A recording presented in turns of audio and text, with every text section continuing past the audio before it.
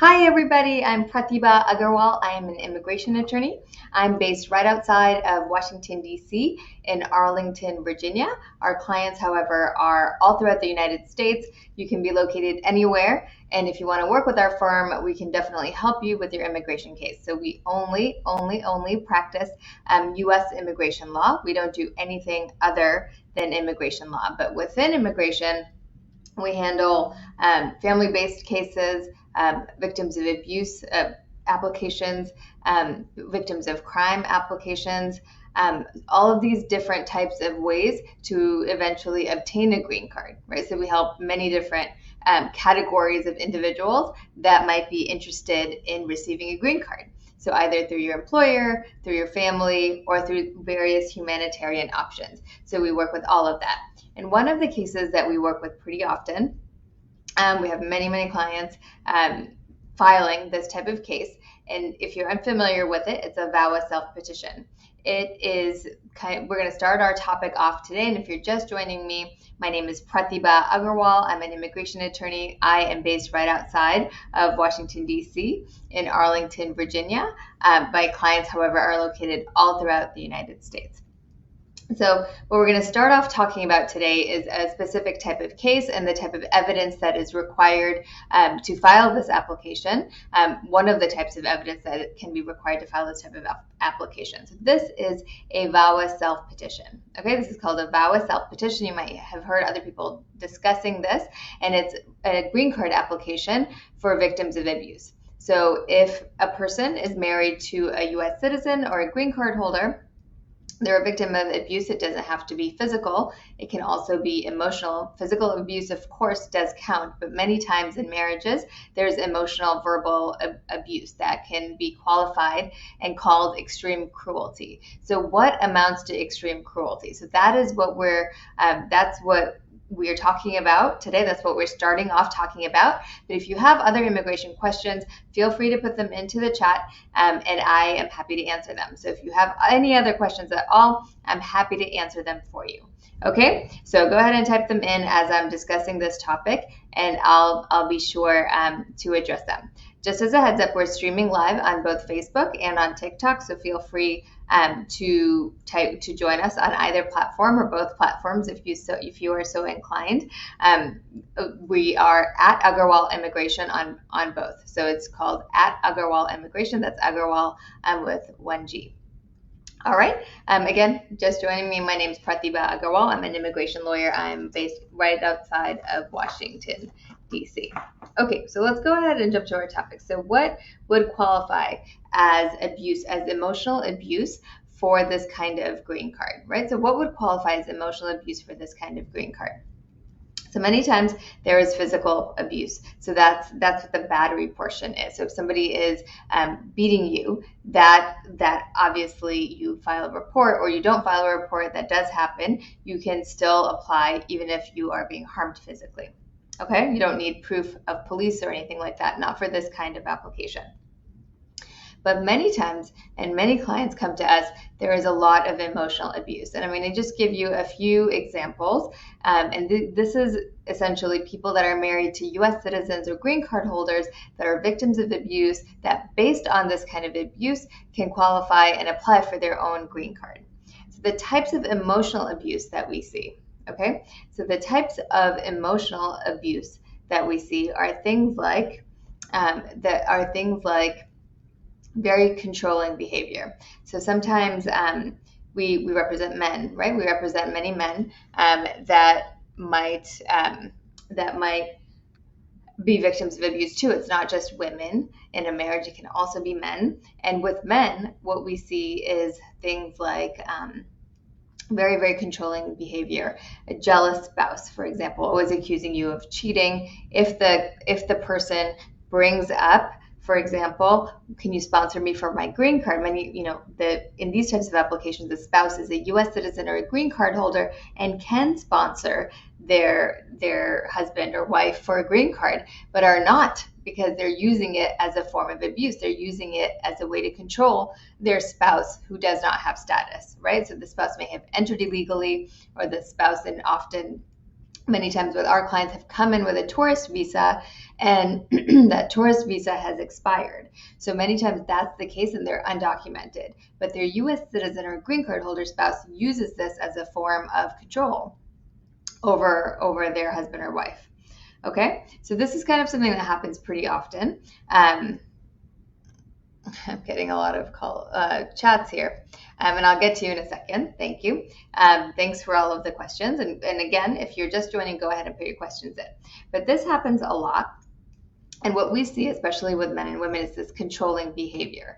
And it often starts when the undocumented person, the person without status, is asking, can you help me file for my green card? Can we get started on this process so I can work legally, so I can get a work permit, so I can get a social security number, right? And many times it just kind of spirals, and the spouse starts accusing them of using them just for a green card. The spouse starts demanding money. The spouse controls their who they see. Are they allowed to go out with their friends? Are they allowed to invite people into the home? Are they allowed to have their names on the bank account? Who controls the finances? So all of these things, all of these different factors, if your spouse is financially controlling, takes all of your money, spends it all, demands gifts, accuses you of cheating, wants to have your passwords to social media, restricts the time that you see or talk to or communicate with friends and family. These are all different ways and different pieces of evidence of abuse that might help someone qualify for a VAWA self-petition. So what I'm talking about here is a green card application. So if you're married or someone you know is married to a US citizen or a green card holder, they've lived with the spouse, at least even for a short period of time, they've lived with the spouse, and they are experiencing this kind of abuse. It could be physical, but it could also be the types that I'm talking about right now. What they would qualify for is work authorization in about 6 to 8 months and a green card in about 2 to 2.5 years. Okay, and this whole process is done confidentially, and the U.S. citizen green card holder spouse is not involved in this application at all. Okay, so it's a big benefit to people that are being abused, that are in this difficult marriage situation where they kind of feel like they have no hope, right? They feel like they have no hope, but there is hope. There is hope. So if you or someone you know is married to a U.S. citizen or a green card holder, and is a victim of abuse, not necessarily physical, that's what I want to say, they may qualify for a green card. So they should call us for a consultation. We handle these cases. We see these cases often. We're at 703-348-1663. Again, that's 703-348-1663. So I'm seeing a bunch of folks here. Hi, thank you for joining me. Hi, Ding. Hi, Mohammed. He says, how are you? I'm doing okay. It's Monday. I'm so excited to get some applications out this week. We have a lot of clients that are waiting to get status. We're so excited to review these cases and get them out the door. Will it be you? Give us a call. If you are interested in getting your application started, we're ready. We're ready to take new clients right now. So if you'd like to give us a call, the first thing to do is schedule a consultation. And you can do that by calling 703-348-1663. If you're calling now and the phone doesn't get answered, right? It could not. Our business hours are till 5 p.m. Eastern time. But still call, leave a message, because we're going to call you back tomorrow as soon as we open, okay? We're going to call you back tomorrow as soon as we open. You'll be first on our list to talk with, and we can help you get on my calendar to schedule a consultation, all right? So give us a call as soon as you can, 703-348-1663. Okay, Mohammed. Hi, where am I from? I'm located right outside of Washington, D.C. I'm in Arlington, Virginia, which is right outside of Washington, D.C. We help our clients all throughout the United States. Mohammed's saying he's from Pensacola, Florida. We have clients in Florida. We have many clients actually in Florida. Again, immigration is considered a federal practice, so it doesn't matter where you are located, right? What we do is we can talk to We can do consultations by phone or by Zoom. So just based on your preference, we can do consultations either by phone or by Zoom. And what we do in a consultation is, I prefer Zoom, but we can easily do it by phone as well. But what we do in a consultation is review your immigration questions. I will ask you questions and I will outline the different options for you to get status in the US. So sometimes people have more than one way to do it. Sometimes they may only have one way.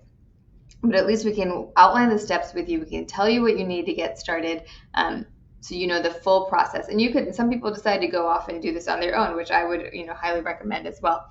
But at least you know what's involved, what the steps are.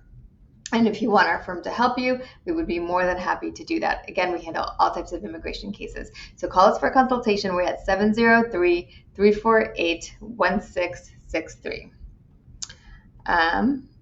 Great. I think I answered your question, Mohammed.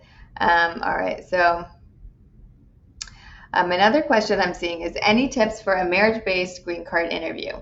Interview is on November 3rd. Any tips for a marriage-based green card interview, which is coming up? Congratulations to get to this point in the green card application. That's really exciting. So what will you need to know? So the first thing that I advise my clients, all right, so the first thing that I will advise my clients on that are going in for the marriage-based interview is make sure that you have all of the documents that you submitted. So have a full copy of your application, right? If the full copy of the forms and also the exhibits that you submitted. I would say take your most recent tax return. You might not get asked for it, but it's been a year since you filed your application, right? Take your most recent tax return. Be honest. Be honest. When you answer your questions, right? Listen to what they're asking for, see what they're trying to get, what kind of information they're trying to get, because they want to see if you qualify. So everything that they're asking you is to see if you satisfy their requirements, okay? Try to see try to understand what it is exactly that they are trying to get from this question, and focus your answer on that. Focus your response on that. Don't just start babbling about things that, I know everyone's going to be nervous, right? But don't just start talking about things that are irrelevant. Listen to the question, figure out what it is what information is best suited to provide for that question, right? How do you best answer that question? And then highlight truthfully the information that is the most relevant. Okay, so that's my tip. Take originals of all your civil documents. Get prepared beforehand, and then here's what's important. So I differ from a lot of lawyers on this. People will say just wear what you're comfortable in. I think you should wear at least business casual, if not business formal. I think that is what you should wear if you can pull it off. I also get asked, can I wear a sari? Right? I have a lot of clients who are from South Asia, from India, that want to wear sari. I think it's perfectly fine to wear a sari. It's not a big deal. But what I would say is, if you have business formal attire or business casual attire at the very least, I would wear that. Okay? I hope those are some good, helpful tips for you. But take your full application, know your full application, arrive early, and bring originals of the documents that you submitted, like your marriage certificate, maybe your birth certificate, and whatnot. All right? Chicago, USA is saying, how long will it take to get my I-601A approved for my spouse? It takes a long time, my friend. It takes a long time. Give us a call if we can look up your specific case and tell you the processing times. Okay, we're at 703-348-1663.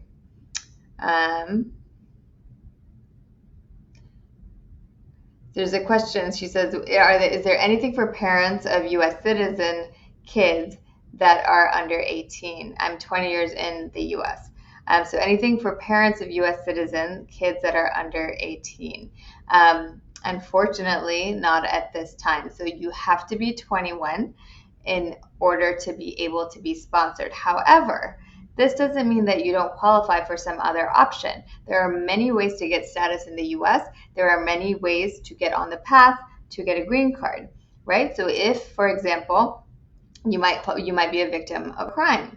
This is an example. Obviously, everybody's situation is slightly different, but you might be able to qualify for a green card based on your experience, not just your your family relationship, right? You don't have to be only sponsored by an employer to get a green card. You don't have to be only sponsored by family to get a green card. If you are in a situation where you've had these experiences that might qualify you for a green card, you can still move forward with that, right? That green card, at the end of the day, all the green cards are the same.